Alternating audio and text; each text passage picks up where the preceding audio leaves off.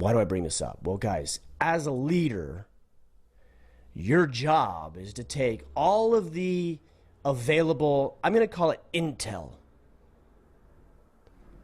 all of the available intel that you have at your disposal, and then aggregate it, and then make decisions based off of it. So what a lot of people will do is they'll simply take, again, I'm calling it intel. They'll simply take the intel of emotion, right? How do I feel about a situation? And they'll make their decisions based off that intel alone. Right? We see this with, well, frankly, we see this with the looting and the rioting and the vandalism and the chaos that's happening in the streets. I mean, specifically, my attention is drawn to Portland and Seattle and some of these areas. These are not rational human beings, guys. These are emotional human beings. And I'm not saying, by the way, we should discount our emotion. It's intel. It's not inaccurate. It's incomplete. That's what we need to understand about emotions. See, a lot of people will think, well, I should never look at my emotions. No, that's ridiculous. Whether you're a creationist or you believe in evolution or you fall somewhere in between, which is where I happen to fall. I think both can exist. I think that we have been, man, woman, have been created by a creator, and also we have evolved. I believe in both.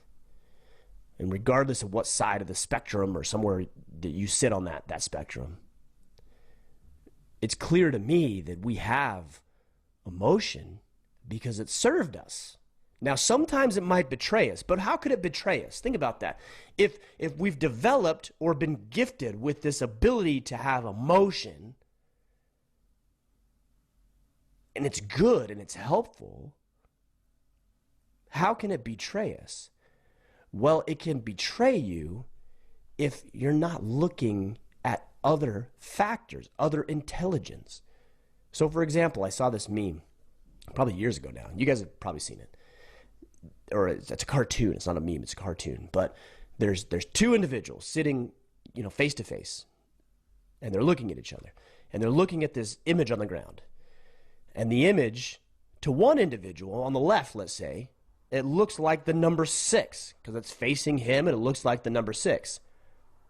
To the individual on the right, looking at the same image, nothing's changed except for the perspective, but it's the same image, it looks like the number 9.